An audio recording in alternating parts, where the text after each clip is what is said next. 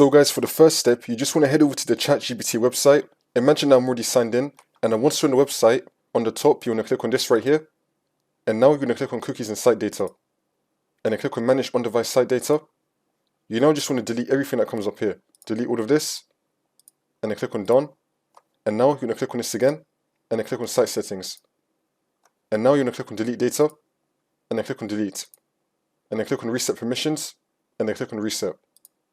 If you don't have any of this, then you just want to click on the three dots in the top right. And then go to settings. And then click on privacy and security. And then click on delete browsing data. Set the time range to all time.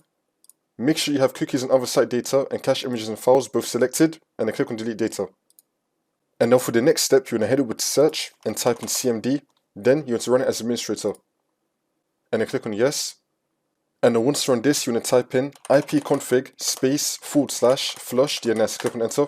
And now you want to type in netsh space winsock space reset, and then click on enter again.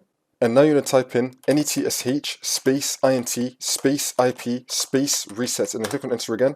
Now you just want to restart your computer, and then the problem should be fixed.